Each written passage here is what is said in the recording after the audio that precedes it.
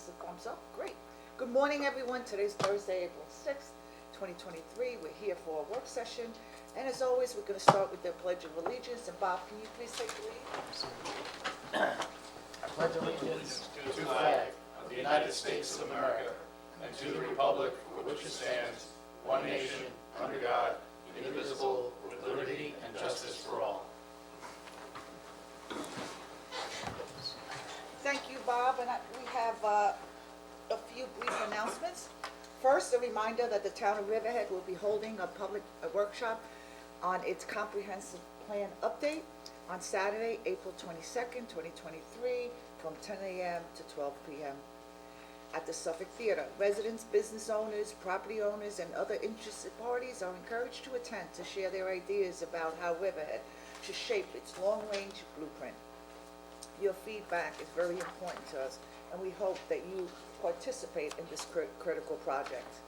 Please visit the Town of Riverhead Comprehensive Plan, Town of Riverhead website under Comprehensive Plan Update for additional information. Next, in observance of the holiday, Town Hall will be closed tomorrow, Friday, April 7th, and we're going to reopen at normal hours on Monday, April 10th at 8:30. On behalf of the town board and myself, we want to extend to all employees, our residents, visitors, and guests of the town a wonderful and a joyous Passover and Easter holidays.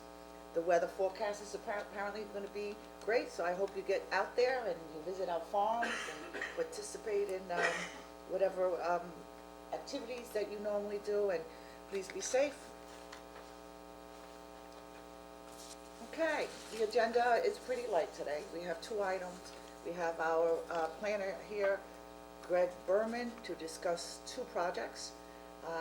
First one is mixed-use site plan application for 426 West Main Street and 116 Sweezy Avenue. I've looked over some of the information that you have provided to us. It looks very interesting, and why don't you take it from here, Greg? Thank you. At this point, we do have members of the project team here, so I would invite them up to the table. Sure, absolutely. Do we need more chairs? How many chairs? Yeah, we got How many people do we have? 4, 5? Yeah. We've got chairs right there somewhere. There's room in the balcony. Good morning. Good morning. How are you? Good morning. How are you? Good morning, everyone. See you all again. Good to see you. How are you? We have Yes, we have one and one. Good, how are you?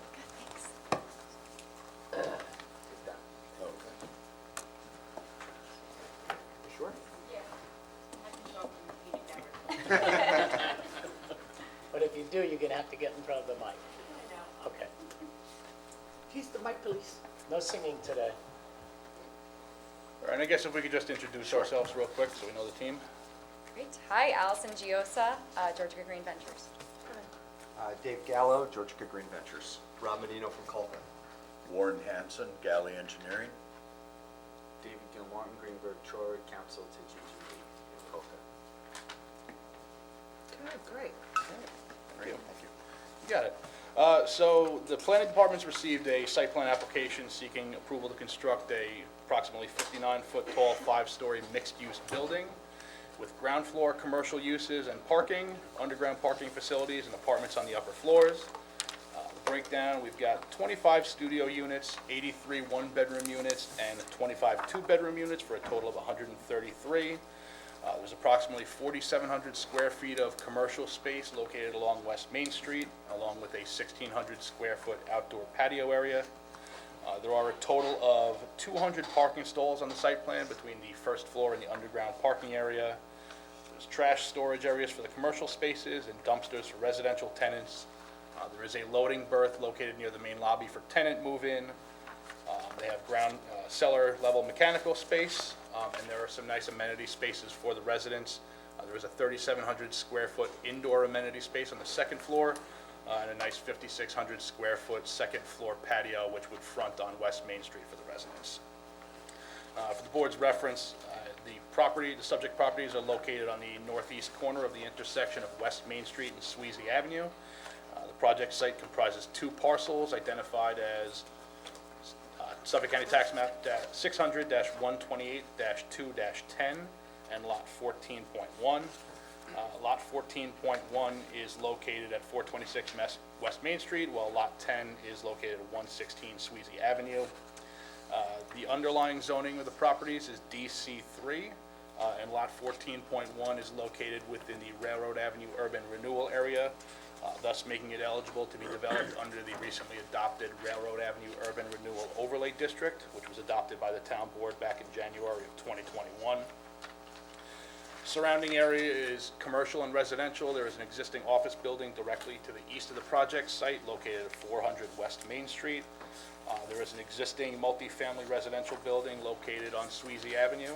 And 116 Sweezy Avenue does contain a single-family residence which is going to be demolished, and as part of the site plan will be redeveloped with ground-level parking, lobby areas, and underground parking. It currently exists, lot number 14.1 is vacant. There are remnants of a asphalt parking lot located on the north end of the property. That was used by, it appears to be AT&T. I think it was an accessory parking lot for that office just to the west. So that parking lot's sort of been overgrown now. There are light poles and fencing around there. All that stuff will obviously be removed and taken out.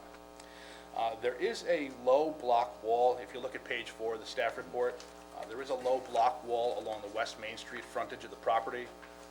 I do acknowledge the property is not within a historic district, but this wall does have some character. I think it would be really worth trying to retain that wall to the greatest extent practical, understanding they might need to cut it or modify it to make way for pedestrians, but I think it would be really nice if we can keep that wall and keep some of that historic character. There are records of the property that was previously developed with a single-family residence and a commercial building. Those were all demolished back in 1969. With regards to SECRA, it is a type 1 action under SECRA requiring mandatory coordinated review. I did list the involved agencies that will need to be sent coordination materials. Now, this application was initially submitted back in 2021. They've since undergone some major revisions just to the design of the project. So before those coordination materials are sent out, I would just ask the applicant to amend the full EAF so that it accurately reflects what is currently being proposed rather than the prior revision. In terms of compliance with zoning, the project generally complies with the dimensional requirements of the Railroad Avenue Overlay District, with the exception of the side yard setback facing a side street, which would be the setback along Sweezy Avenue. The code requires a 10-foot setback. They're proposing a 5-foot setback, so they will require ZBA relief for that condition, as well as the lack of a 10-foot landscaping buffer between the project site and the residential use located on, I believe, 128 Sweezy Avenue. Again, the property is located within the Urban Renewal District, the Railroad Avenue Urban Renewal Area. Now, that Railroad Avenue code does allow parcels outside of the Urban Renewal Area to be utilized for amenities. So that is why they're able to utilize 116 Sweezy Avenue for the parking and the limited improvements. They're not proposing any of the building to be located on that property. So that is in compliance with the standards. Just in terms of some of the development standards of the overlay district, the project does provide 6-foot sidewalks along both West Main Street and Sweezy Avenue. They do provide pedestrian scale lighting along both West Main Street and Sweezy Avenue. Just one minor note, the site plan does call out a specific light fixture. I would just make the recommendation that being we have a consistent lighting scheme throughout the downtown area and the Railroad Avenue Urban Renewal Area, I'll provide the details and specifications of those light fixtures just so we can have some continuity rather than incorporate a different type of light fixture. And it does provide, as I said, active public areas on the ground floor, including 4,700 square feet of commercial space and the 1,600 square foot outdoor patio. The project has incorporated numerous aspects from the pattern book, which is very important.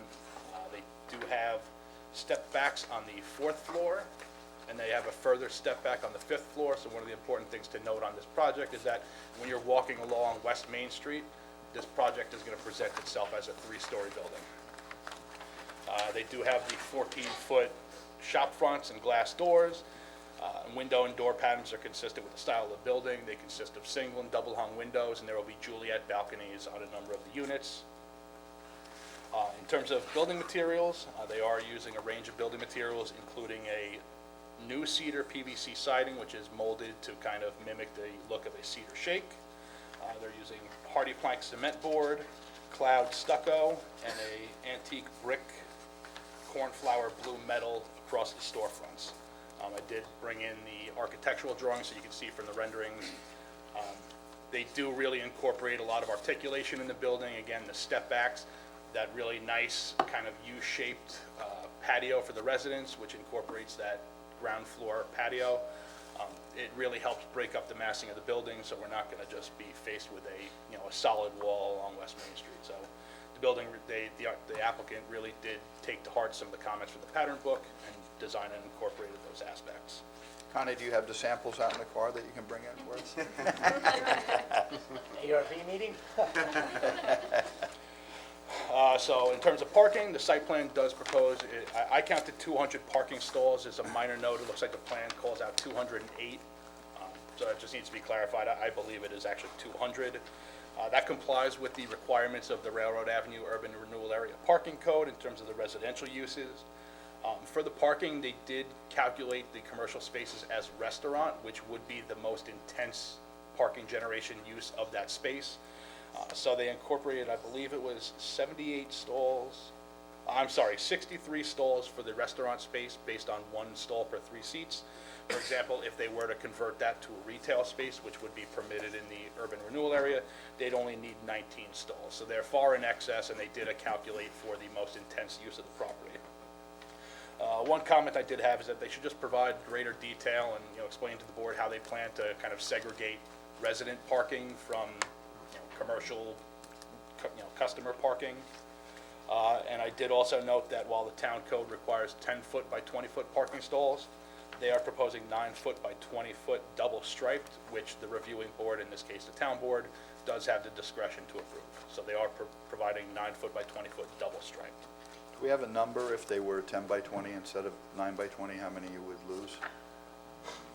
Warren? No. No, not Is the double stripe, is the 9 feet in the inside of the double stripe or on the outside? Yeah, it's on the It's on the inside. on the inside, so it So- still gives you room on either side Right. as opposed to a straight 9 by 20. That's where I'm going. Yeah, we because, don't like straight 9 by 20s. Have you considered at all, making some spaces that are for compact cars, which would allow, what do we got in compact, 9 feet? I have to double check. I know there was some, because when 205 Osborne Avenue Yeah. came before the board, they had to go to ZBA. They were not proposing double striped, and I think the ZBA, I want to say 8.5. For compact. But I'll have to double check that. Look at, something to look at, and you might even get more spaces. Okay. I'm on the other side of that, I think trucks, everything's getting bigger. If I you have can't park 10 my compact 25 spaces anyway. out of 100 spaces, it's really nothing. I'm with you, though, 10 feet. The 9 with the double striping, I don't know the width of the striping. Stripes. I think they're at least, 6, 8 inches. they gotta be But 8. the stripes themselves are, it's 4-inch paint, but the double striping, if I remember So correctly, that's I 8 think it's inches. like 18 inches. That's, okay, so Outside. we get to the 10 feet. So that touches on parking. So access to the site. The primary access and the sole access for commercial customers and tenants will be taken off of Sweezy Avenue. There is a new curb cut proposed approximately 190 feet north of the intersection of West Main Street and Sweezy. There is a curb cut proposed along West Main Street, but that is to serve solely as emergency access. There is a 26-foot wide fire apparatus access road that basically comes along the east side of the building all the way around. It will be controlled by either a crash gate or something like a Knox box. So fire department and emergency access, they will have access around all 4 sides of the building. Regarding traffic impact, so being that the sole access to the property is going to be taken off of Sweezy, it's inherently going to direct all traffic from West Main Street onto Sweezy. So although the Railroad Avenue Urban Renewal Area states that applications that are consistent with the thresholds of the urban renewal area shall benefit from a negative declaration, in this case, I really think it is important and critical to get a traffic impact statement to analyze that intersection. I mean, as it is right now, without the added traffic from this project, if you're coming off of Sweezy trying to make a left onto West Main Street, it's kind of tough. So, right now it is Sweezy coming onto West Main Street. It's a stop-controlled intersection. I just did also note on page 8 of the staff report, I see the potential for if someone was traveling eastbound along West Main Street and they're looking to make a left onto Sweezy, there's really no, pass-by lane, there's no left turn lane, so one person trying to make a left onto Sweezy to get into the site is going to sort of back traffic up along West Main Street. So I think that's something that really needs to be looked at really thoroughly through the traffic impact statement. Again, I would probably picture a signal going in here. And the traffic impact statement probably really should analyze the intersection of West Main Street and Sweezy, as well as West Main Street and the Court Street Bridge. Just the proximity for those two intersections, it has the potential for timing. And again, that's all going to be coordinated through the DOT, so we'll keep them in the loop with traffic impact statements, but that's something that the board really needs to consider on this project. It's awful close for another light to Nugent Drive by the library there. Yeah. Well, so, and that plays into timing, just having two lights, about 550 feet apart, in and of itself, if they weren't timed and coordinated, could create a, Putting a light on significant impact. Sweezy you're suggesting, or the light by the garage? Well, no, so the light, it would, I'm not a traffic engineer, don't want to represent myself, but I think the West Main Street and Sweezy intersection would probably bear the brunt. I just wondering what people are gonna be, the wait is gonna be to get into the garage now. That's where all your traffic's going in and out, at least for The that. garage for the building Yeah, is in here.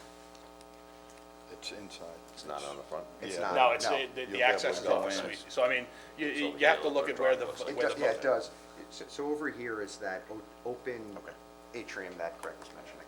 So, I mean, you have to look at where the existing traffic volumes are, which would undoubtedly be Yeah, makes West Main sense. Street. Thanks for the clarification. One of the things that the board may wish to consider right now along Sweezy Avenue from West Main Street heading north, there are currently no parking restrictions.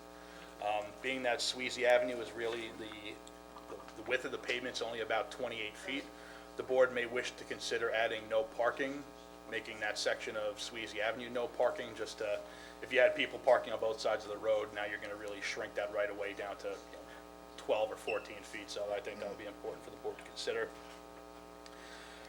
The installation of the underground parking and all the drainage structures will require the excavation of approximately 53,000 cubic yards of material. So when you look at a typical, dump truck at about 30 yards per truck, this will result in about nearly 1,800 trips. When you factor truck in, truck out, it kind of breaks it down to nearly 3,600. So I think it's important for the applicant to identify the duration of the construction, and those construction impacts should be taken into account when we look at the traffic impact statement, namely if that mitigation, any mitigation along West Main Street, should that be done prior to the beginning of construction, just because it might be very difficult to get the number of trucks in and out with the existing conditions. The applicant should disclose plans for foundations or pilings. In any event, they should provide pre-construction surveys of surrounding buildings and provide vibration monitoring. That's been a pretty typical condition for other projects along in the downtown area. Dave's been through this before. Yeah. Yes. Yeah, I know. We know who to call. Yeah. Luckily, All over Suffolk. Better to do it in front than through in the middle of it. Yep. No, we've definitely learned from past projects, and that's when we address these things up front. It's assumed that the construction staging areas, I believe they'll probably be able to stage on site, but the applicant should clarify that if there will need to be any town property that's used, town right-of-ways. There will be a rooftop access. There will be a small rooftop patio area for use of the tenants, which will give them a nice view of the Peconic River. In terms of utilities, the site plan drawings indicate that all the utility poles along West Main Street and some of the utility poles along Sweezy will be buried, so they will underground all those utilities. Just in terms of making that work, it also looks as though there's a utility pole along right in front of 400 West Main Street. That one, I presume, would probably need to be undergrounded as well, just to keep the entire frontage of the building free of utility wires. We did refer to the Riverhead Water District. The applicant is working with the Water District. They are going to prepare a map and plan to identify any improvements that are needed to serve the project with water for both potable and fire protection services. It is located within the sewer district. They will propose to connect to the existing sewer main. Again, those plans were referred to the sewer district, so they will review and comment. Again, we've got trash collection areas on the property. They do propose red oaks along both West Main Street and Sweezy Avenue, and they have some foundation plantings along the building's lobby. All the exterior lighting complies with the town code. The title reports that were submitted with the application, they didn't contain a CNR search. I did note on one of the sheets of the site plan, there's like a little flag piece, a little probably 15-foot wide flag portion that goes out to Sweezy Avenue that does appear to be encumbered by some type of utility easement. So we just want to see the CNRs on that property to see if it's going to prohibit any development. We did receive comments from both the town engineer, we received comments from the MTA, being that it abuts the Long Island Railroad on the north. Plans have been referred to the fire marshal and the New York State DOT for their comments. Again, before we send out the full secret coordination, going to the Suffolk County Planning Commission, the Health Department, I do want to see that amended EAF. DEC, it looks like it's as if it's going to be outside of the DEC's jurisdictional area for wetlands. I would just ask the applicant just to confirm that, provide a letter of non-jurisdiction from the DEC. It also appears to be outside of the town CAC's jurisdiction. And the applicant did provide a letter from SHPO indicating that there's no impact to any historical aspects of the town from this project. Okay, that's it? That's in it, yeah. Okay, so That's it. I have, Greg, just one question. Yes. And that's so the public is aware. This is in a different district. Don't want people to see, oh, more apartments are coming downtown, so can you explain the difference between DC 1 and DC 2? That way, it's clear to the public, and it doesn't become part of that. Yeah, Constant, yes, the DC1 misunderstanding. zoning district right now in the code has language in it that eliminates apartments as a use upon the issuance of a 500 C of O within the DC1 zoning district, which is located further down East Main Street towards the heart of downtown. This is a separate and distinct zoning district. This is DC3. That DC3 zoning district does not have a unit cap right now. The DC3 zoning district comprises, it's the TOD development that the board's going, the RXR project. 205 Osborne, as I said, was in that, as well as this project. Right, and this is definitely a depressed area. So something along this nature is monumental to just gentrify the area. And I like the fact that you're gonna salvage the wall, keep Yeah. some historical perspective, you have to do that.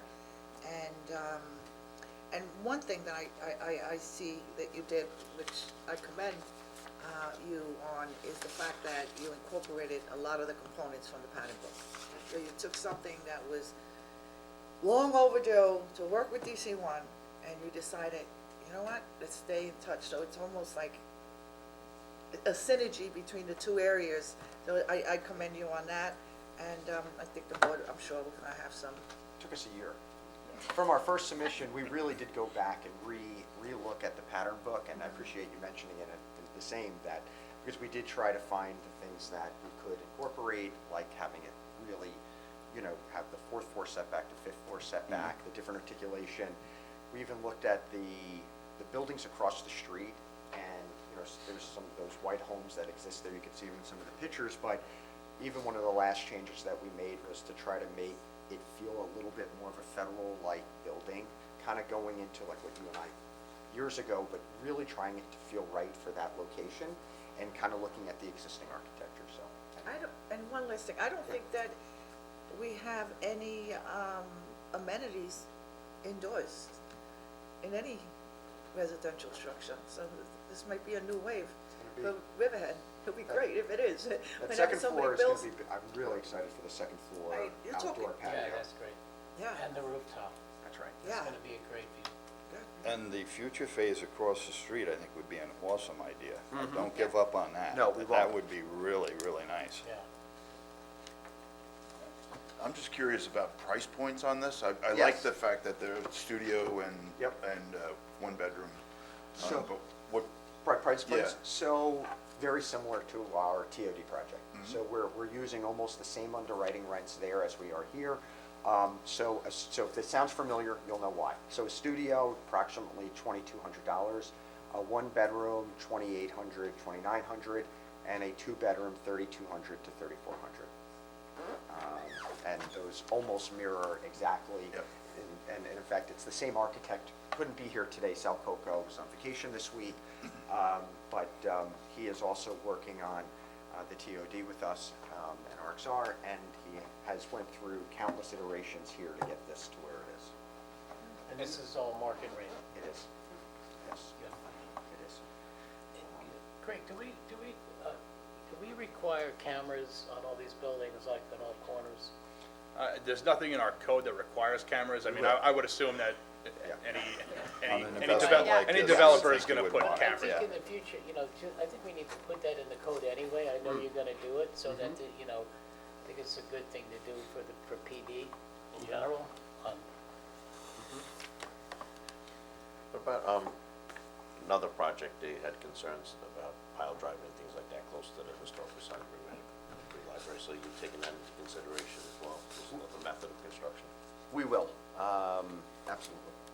Just be a good neighbor, that's all. We have good experience from Riverview Lofts, where we had that issue that we started to deal with, I guess, as we started to do the pile drive, went out, did the survey, and I think that's probably where the idea came from on how to deal with it, but we've been through it, that experience. Isn't there another method that you could use instead of pile driving? There's probably gonna be a mat slab here. I'm not, I mean, there's no Yeah, no structural. piles. Yeah, no piles here, so we're gonna try to avoid it at all costs. You don't have a water issue, really, We don't. so that's. Yeah, I think it was like 19 feet to groundwater. So Yeah, they've it's the got first thing plenty we of- did. No, Right. I'm serious. Really? Yeah, we don't, yeah. Do we want to do this project, we got to deal with water again? Yes, yes, yes. It's actually it's very sandy material there. Good. So, Cool. Well, if it was 1,700, you could put a shovel in the ground tomorrow, but it's not. 23. I'm gonna go through a process. No. This is your third project here? Yeah, this would be, yes. So, You did say you were gonna invest in the community and be part of it and stay in the community, not just rent and leave. So you're so far keeping your word. Thank you. Thank you. Excited to be here. I'm particularly excited, I mean, we like all of them, right? But this one, I felt like when Kolka, our partner, had taken contract to the land and they said that they were looking for a joint venture partner, having been in Riverhead and driving up and down this particular area and knowing that it's the entrance to Riverhead, it was like, how do we do it? That's why we spent a year designing the building over and over again, because it is gonna be the gateway, it's gonna be the entrance. I love where we ended up.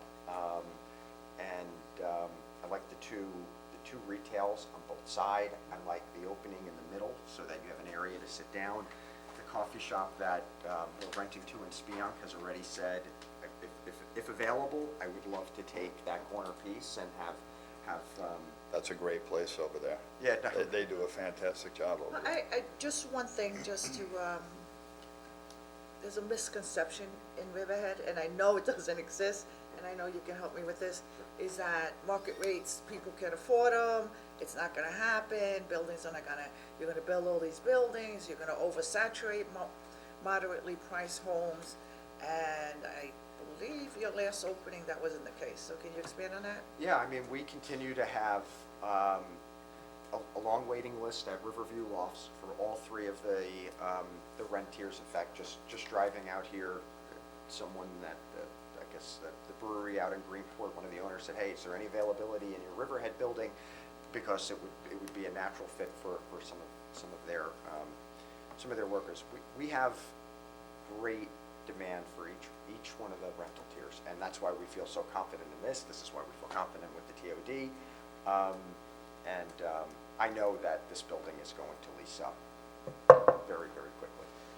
And I think G2D is just about full, right? So I think out of 36 units, I think he's only got one vacant. So, I mean, these units are being rented, and just we do hear a lot, and I do hear the comments, I hear what the public says, I hear the concerns that come up. One of the concerns was impacts to school districts. So when I constantly hear this comment Sure. coming up at town board meetings, last year, actually towards the end of 2021, I actually foiled the Riverhead Central School District. The building on McDermott and East Main Street is 112 units, I believe. 16. 116.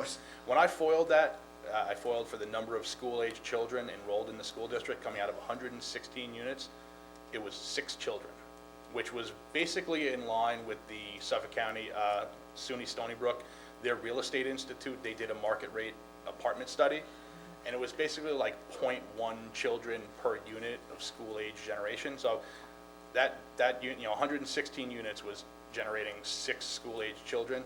When you really look at that, 6 kids could come out of 2 single-family residences. So one of the concerns that we always hear is, so this is going to overload the school districts. I mean, if 116 units generates 6 kids, maybe you'd expect about the same 6 or 7 students to come out of here, which again, could come out of 2 single-family residences. So like, when you look at the overall impact of the apartments downtown, the impact on the school district just really isn't there. It's not a significant impact. Well, to that point, I foiled the transportation department, right, the school district, and found that there's over 1,400 kids coming from Riverside and Flanders outside of our Riverhead border, so it's, I'd rather see the And that's construction before they here. build those 1,500 units that they're looking to build over I that think side. it's over 2,000, 2,200. Is it up over Yeah, that it's now? over 2,000. And that's lower income And housing, so where did that's they put gonna that? draw. You're in Southampton. Sorry, Jerry, love you, but this is reality in my town. They put it right on our borderline, right? They're building a water infrastructure. They're getting a tremendous amount of money to build in their infrastructure. And all those, they could have done it in the village of Southampton, but no, right? Let's go right to the edge, and it's gonna impact, and, that might cause crime to increase, services that we have to provide, because, No, we there's have- extra yeah. people here. It's gonna impact our downtown, hopefully for the good. I mean, we have to look at, the future, but it is, I think it's over 2,200. In talking to G2D, a lot of their tenants are people that are selling their houses, older people, selling their houses. They don't want the upkeep of a big yard and a big house, and they don't have the need. The family has grown and moved out. And this allows them not only to do that, but some of them also then buy a small place down in, say, Florida or the Carolinas, and they head down there for the winter months, and they come back up here for the summer months. So the impact on the school district really is going to be minimal. And the one concern, and this is what I like about this, is that it doesn't address your young professionals, and you know about young professionals very well.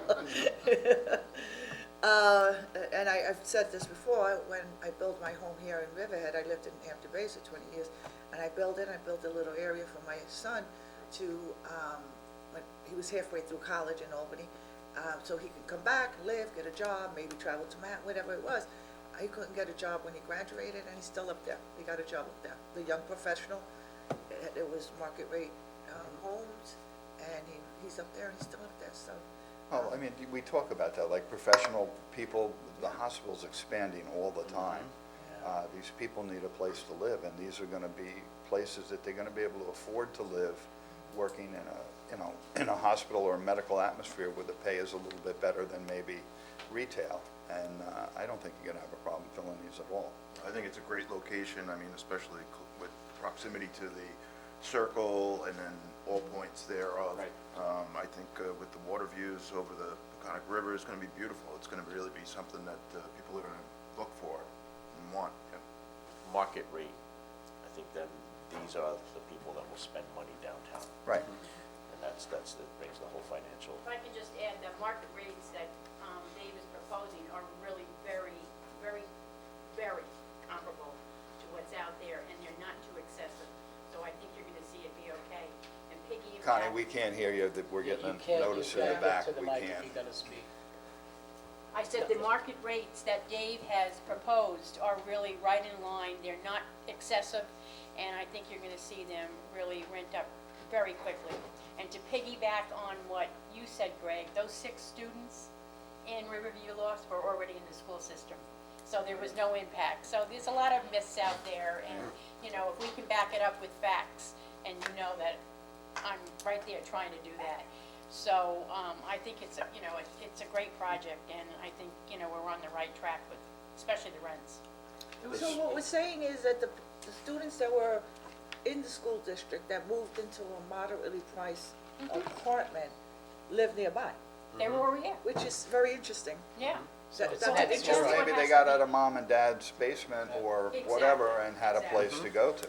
You know, so I mean, we hear this, and this is not the first development that this has happened to, so I think, you know, we have to make sure that we come back with this information to the public, so they're well educated. You know, it's rumors, Boiled it. that's what They happens. wouldn't believe us. I like facts. I don't like to deal with The it. the Federalist style of this Yeah. is gonna fit in so nice between the library and the Historical Society. It's just, it's a perfect look, it really is. Thank you. I'm really happy with the look of this. Just, what, Yes. is each unit gonna have a washer dryer, or are there gonna be common laundry facilities? Likely washer dryer in every unit.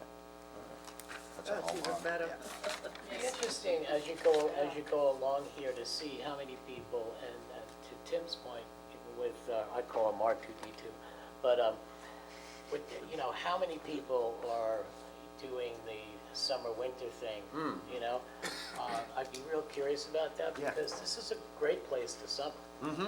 It really is, and it's, It's a great place in winter too, Bob. Just- well, I know you, I top know 50 you places in the go world. skiing there's no skiing this year, down here. And I think Thanks, that- guys, it was really, Yes. it's a Thank you. great looking building, and Thank you. the presentation's wonderful. And thank you for believing in Riverhead. Thank you. Do you have any ideas about a staging area? I know that wasn't addressed here yet, but It's actually, we haven't memorialized anything yet, but it's something that we're gonna, it's doable, obviously. yeah, oh, yeah, no, absolutely, Yeah. absolutely. No, we're very comfortable with the existing site. When you had mentioned maybe if there was an off-site location, certainly room is better, but we hadn't given it any thought for consideration. So, So in terms of next steps, like I said, applicant will prepare the amended EAF. Yeah, right. We can get out that secret coordination to the involved agencies. In the meantime, I expect comments back from the DOT and some other involved agencies. They can answer some of the questions, they can work on the preparation of the TIS, and look at that, and we'll obviously send that out to the DOT. But right now, the next step, I would just ask for the amended EAF, so we can get this guy out and formally get it going. we'll do it. All right? Thank you.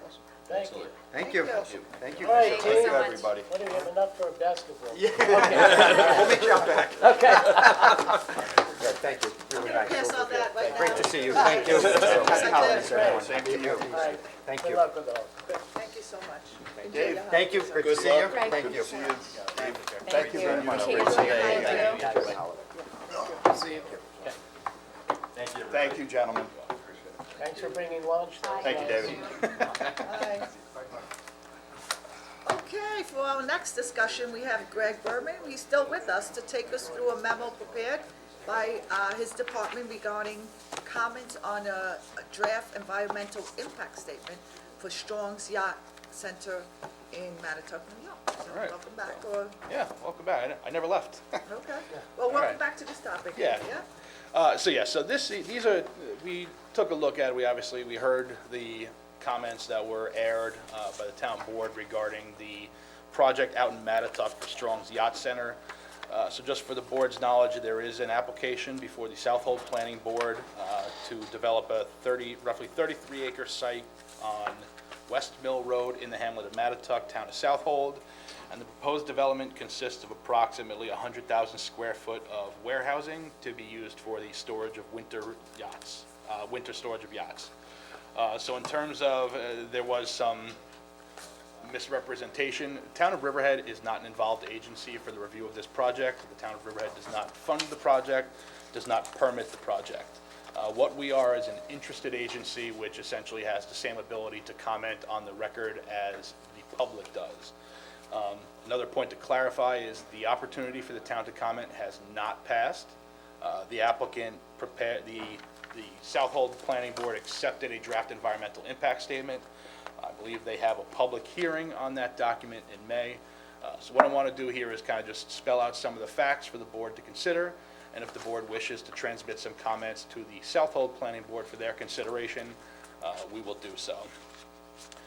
So really, when you look at the project, I don't want to say the limit of the town's involvement, but the main point of concern would be obviously the construction-related impacts along town roadways.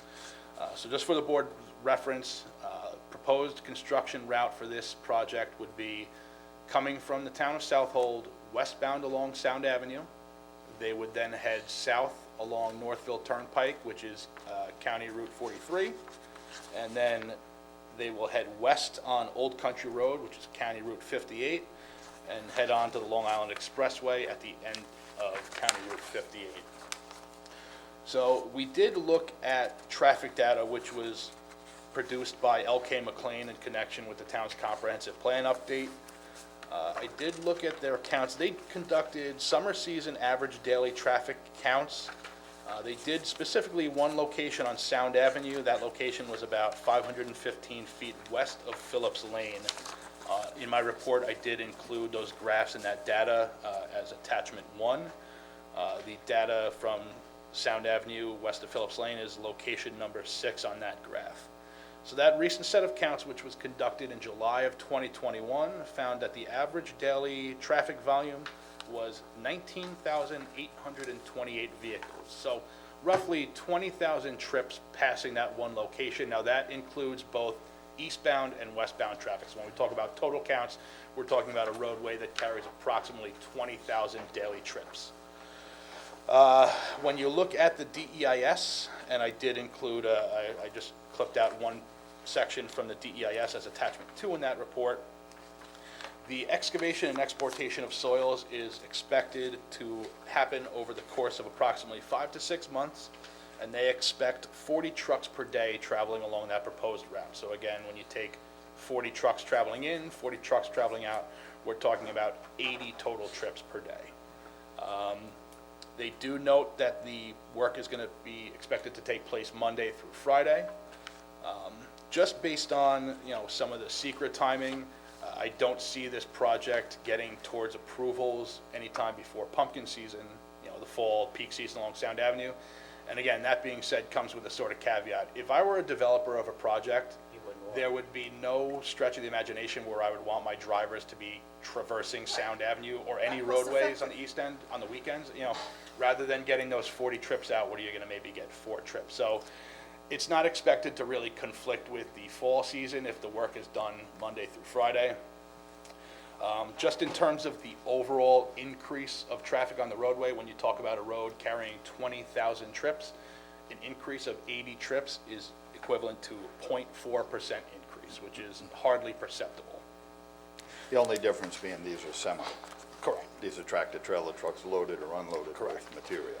So it is worth noting that right now, Sound Avenue is a main corridor for commercial vehicles. There are currently tractor trailers heading both eastbound and westbound. Farmers typically use heavy trucks, so there is existing tractor trailers and heavy trucks using this roadway. I did speak to the highway superintendent. So the highway superintendent has plans to repave sections of Sound Avenue once school lets out in the summer.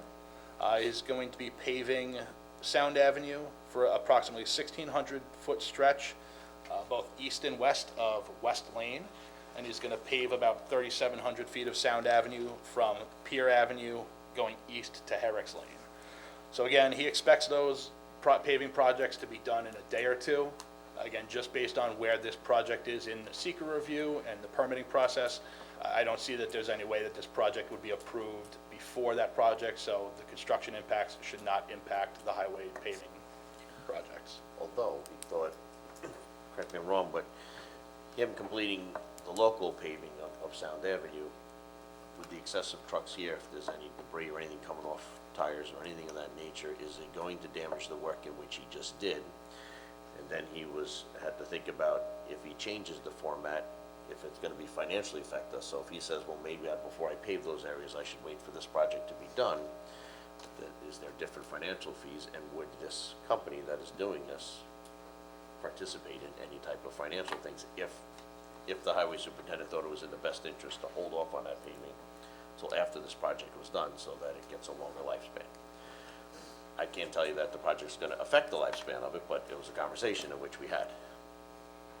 So that is a question, and again, what we're here for is to discuss these and kind of come up with comments that we would want to transmit, and again, the highway Everybody wants to- superintendent can take Everybody gets those. excited when a brand-new road comes in, then as soon as somebody comes by and scars it, it's, Yeah. you know, and then now they know it'll stay that way for many, many years before it's due for its second. Yeah. So let's just make sure that, I don't know what kind of, whether there's rock debris or anything that comes off of the tires or anything that's could damage a brand-new paved roadway. So you might be in the right frame of mind to postpone our paving until after this project, but then does that change the rates of the purchase for asphalt and other materials involved in it? And does it financially affect us? And again, Maybe the question of maybe. when this project would actually be issued permits. I mean, Yep. if, you know, we're totally, we have no control over that. They could, you know, if they were done by the winter, could be, you know, could begin at the beginning of next year, could go through further environmental, you know, we have really no idea exactly when this project is gonna be going forward. So that's a question for the highway superintendent, if he'd want to potentially put this off for, could be a year. You know, he could be looking now into 2024. I did speak with both the highway superintendent and the town engineer. Neither department currently maintains records on the actual construction of Sound Avenue, just in terms of like the sub base, the binder, the top course.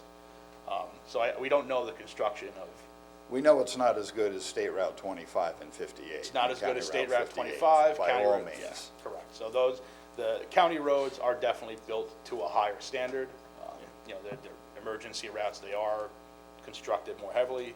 But again, so we have no records of the construction right now, so you know, if the town wanted to do some coring sampling, you know, limited coring samplings along Sound Avenue, just to understand what the construction of that roadway is, that's something we could undertake.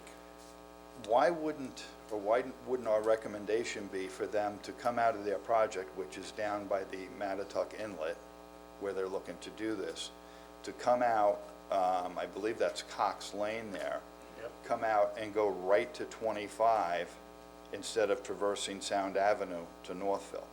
That would be my recommendation for them. So now they're on a state highway almost the entire way. They're not ruining our part of Sound Avenue with any excess weight or truck traffic. The traffic's going to be the traffic, and like you're saying, the scope of 20,000 trips a day, to add 40 more trips is a small percentage, but I'd rather they did it right out of Mattatuck onto State Route 25 and then west that way. So, I mean, we could definitely transmit that comment to Southold. Where I did kind of wrap it up in the recommendations, so I mean, we can definitely recommend that they look at the alternative routes for State Route 25 to utilize that.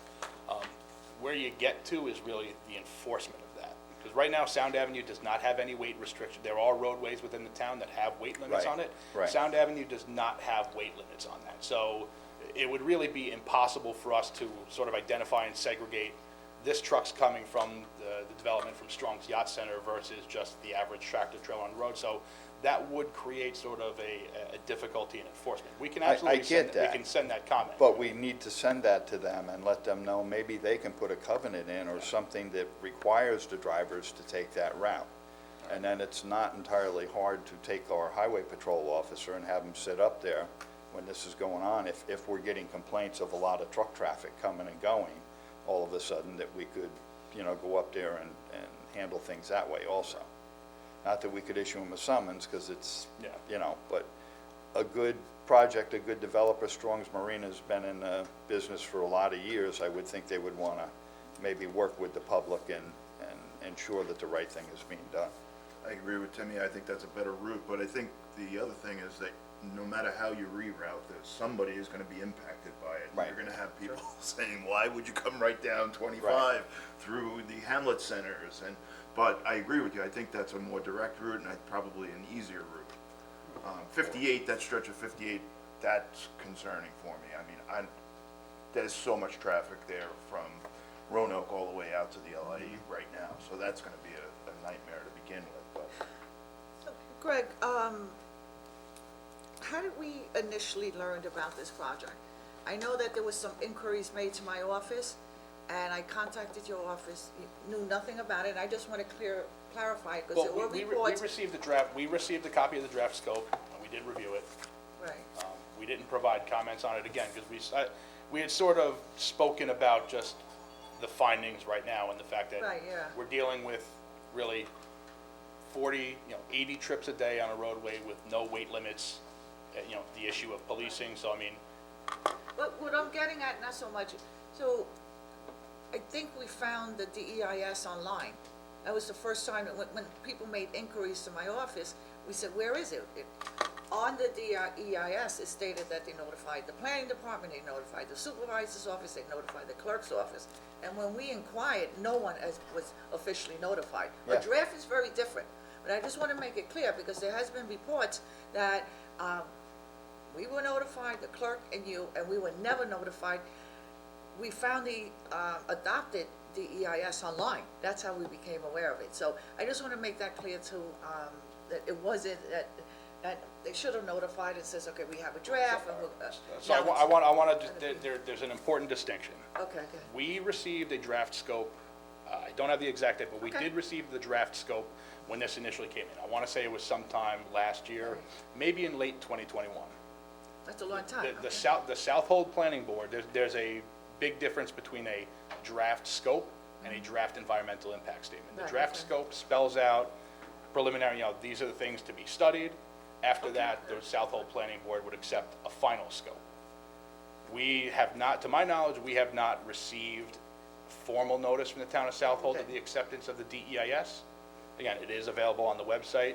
Again, we are not an involved agency, so really under seeker, the town of Southold is not obligated to send us a copy. They can send us a copy of it, just being that we are an interested agency, we are a neighboring Right. town, we share common impacts from a lot of these things, but they are not obligated under secret to send us a formal notice of that DEIS.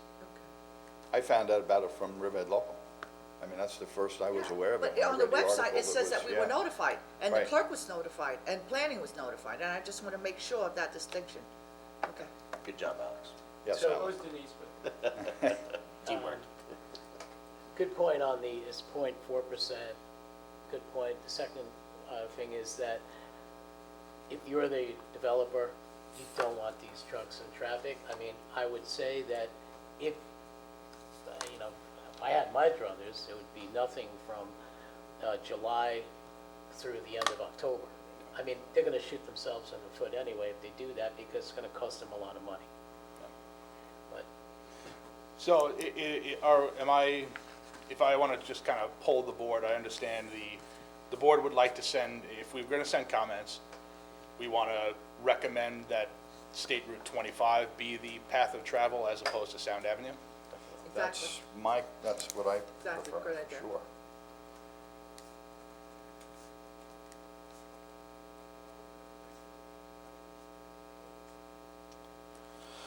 Would there be anything else that the board would want to transmit in terms of comments? I think if they cannot abide by that, then I would like to know a little bit more about time frame and so forth for Sound Avenue, and a deeper discussion with Mike and his paving time frame. because he's paving west of Northville. That's horrible right there, and that needs paving so bad. I mean, it's all chewed up over there. I mean, that's why, go Wading River, everything's nice. 'cause, So he was paving of West Lane, so again, so that would be east of Northville. And then from it, so yes, I mean, It's all east of the Northville. two sections that he's paving would be the paths of travel under No, their I proposed. get it, because they need it. Yeah. I don't really have a problem with Sound Avenue at this certain time of year, because that many trucks with the amount of lights on 25, I mean, they could utilize both. It's gonna snarl traffic to hell over on 25 because of the amount of lights they have. But having said that, if they did this in January, who would care? Right? Yeah, Great. all right. Good job. You wanna do another one, just for practice? Want to make one up? You wanna make one up? Not that good. Yes, I am becoming very familiar with environmental impact statements, that's for sure. Greg, I about that see submarine you and your base? team have been very busy lately. Got a lot going on. Doing a Yes, great you do. job over there, fellas. Yeah, You are Everybody, doing a great job. thank you very much. Really good team. All right, Yes, anything else? Thank you. Thank you. Thank you. Want to hang around? Just, we're gonna have coffee and stuff? Thank you. Got pressing business. Okay. Copy of the Thank you, everyone. This concludes our work session for today, and there are no items for executive session, so happy Easter, happy Passover, be safe, and have a great holiday. Can I have a first and a second to close So this moved. meeting? Second. All opposed? So moved. Be safe.